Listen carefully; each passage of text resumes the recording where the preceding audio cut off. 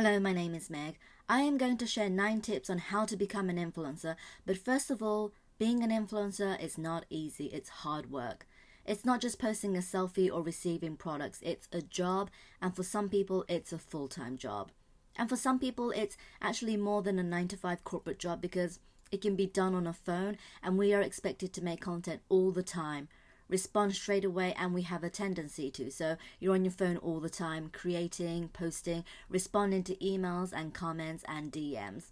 It's hard work. You don't always see the hard work. It looks like glam most of the time, but that's because influencers only show you that side of it. It really is hard work. So if you think it's easy to become an influencer or you think it's easy to earn money on social media, you are in the wrong place. If you are not ready to commit and work hard, you will not be able to become an influencer. I just needed to get that out there. So if you're still here, let's dive in. Choose your platform wisely. I only have experience on Instagram and YouTube, but there are Twitter influencers and TikTok influencers, so choose your pick. Just make sure you know how the platform works. Be a consumer of that platform yourself and make sure you enjoy it. If you're not already using the platform or the features, you will probably miss out on opportunities, and if you don't enjoy it, you will definitely burn out and start hating it. For example, I tried Twitter and TikTok, but it just wasn't for me. Twitter was nice to get opinions, but you do tend to see a lot of misinformation, and actually tweeting wise, I prefer long captions, so 140 words on Twitter just wasn't enough for me. And TikTok. Oh, TikTok. I never liked the platform and I never consumed it. I just hopped onto it because everyone was on TikTok and I thought I had to be on it. I never knew what I was doing. I still tried, but I was so stressed every time I opened the app, so I deleted them and I feel super great. There is no point on staying on a platform you don't enjoy, so listen to yourself. But have at least 2 platforms. If you only have one platform and something happens, let's say that one disappears all of a sudden, you're basically screwed. The other day, Instagram went down and everyone who only used Instagram went crazy because that was the only way to connect with people, and it's just risky. But if you have another platform, you won't be lost. You will be able to connect with your followers and subscribers. Even when I deleted Twitter and TikTok, because I had Instagram and YouTube, I was fine. I could still connect with my audience. I just think it's wise to have another platform. So many people use every single platform, Instagram, YouTube, Twitter, TikTok, to make sure they can reach the maximum number of people. But personally, I think you should just focus on 2. Because yes, even though you can repurpose content, every single platform is different. For example, what people want and look for on YouTube is just totally different to what people want and look for on Instagram. And it makes it easier to concentrate because you're not making yourself too busy. You're not checking your phone all the time and you can actually spend your time creating. Treat it as a business. It's not a hobby. If you earn money or you want to earn money from something, even if it's part-time, it's a job, it's a business, so treat it like one. You need to change your mindset from maybe I will post something today. No, I'll post something tomorrow. To I am going to post about this today. You need a strategy if you want to earn money from posting on social media. You can't just be casual about it. You need to be serious about it if you want results. Have a clear goal. Are you trying to sell something? If so, is it physical products or digital products? Do you want to work with brands and get people to buy things that you promote? What do you want out of posting on social media? Unless you know exactly what you want, you will never get it. Don't be vague, be specific. If you have to, write it down and remind yourself every day. And make sure you show up. You don't get paid for not showing up at a regular job, right? It's the same for social media. Show up, do the work, and get paid. Monetize ASAP. You don't need the swipe up feature. The link feature on Instagram to make money. I've had it before and I know a lot of creators who use it.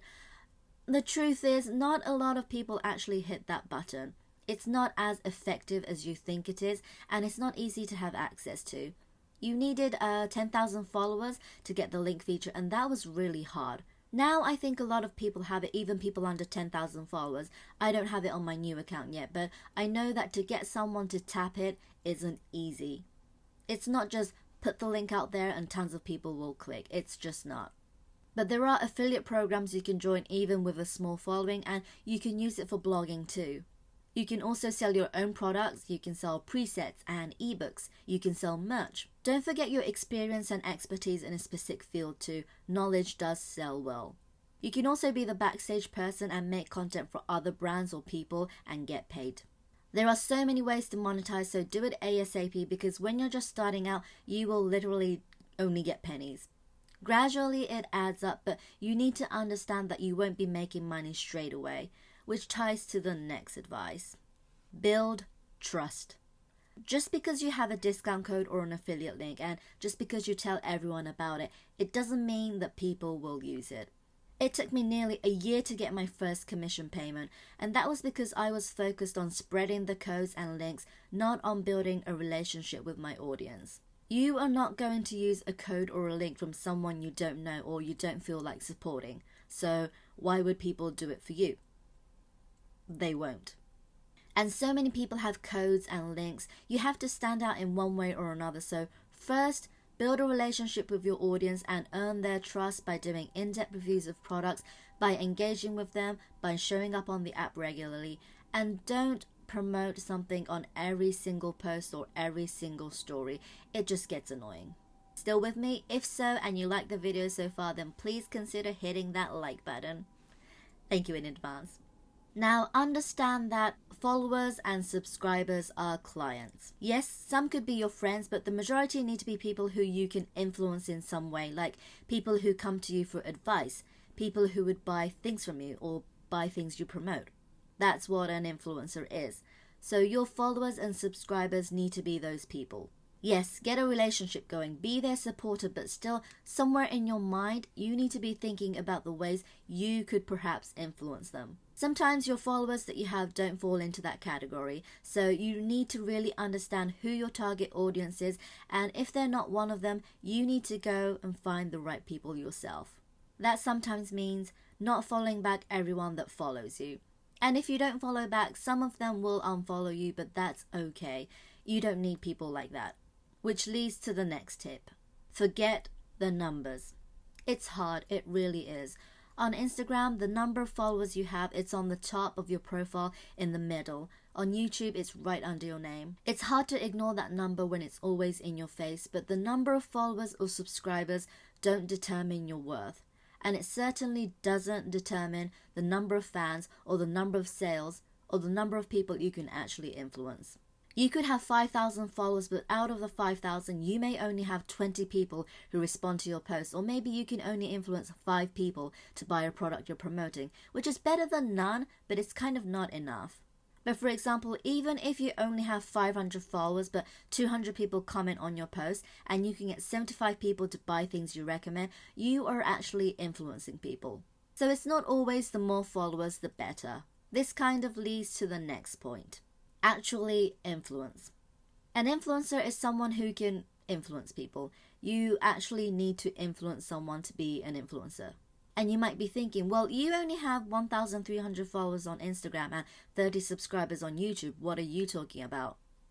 However, I do have another YouTube channel, and across all of my accounts, believe it or not, I do influence some people. Not a lot, but I do, and I earn money on social media. You don't need a massive audience to be an influencer. Just ask these questions. Do people actually engage on your content? Do people click on the link in your bio? Do people buy things on your recommendation? Do people use your discount codes and affiliate links?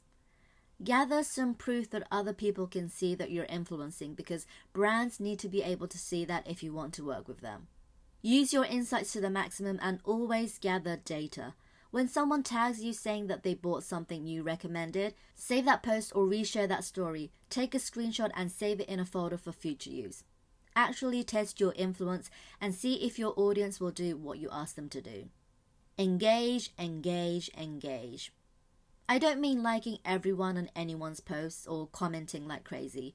I mean, when you get a comment, respond.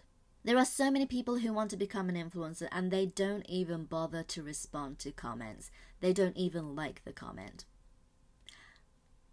There is no point in posting if you're not going to respond to comments. So if you don't respond to comments, this job is not for you. You might say, I'm busy creating or I don't have time, but the people who respond to your content allow you to be an influencer. If you can't make time for the people who support you, you don't deserve this job. Just batch content and make time for your audience. Same goes with DMs. DM requests are tricky. I don't prioritize requests, but once people are in your DMs, treat them with respect. It's where things get more personal and they want to connect with you, so always check them and respond. The people in your DMs are likely going to be your true supporters, so take care of them and look after them. As I said, being an influencer is hard, but it's not impossible. It's fun and it's fun. It is satisfying and exciting. Just remember that you have to work hard for it and you have to take the initiative. Waiting will not get you anywhere, so go out there yourself. I hope these tips help you in pursuing the journey, and if you have any questions, please feel free to comment down below. And if you want to know what it's really like being an influencer, then check this video out. And if you want to just casually watch another video of mine, then check this one out. Thank you so much for watching, and I hope to see you in the next one. Bye.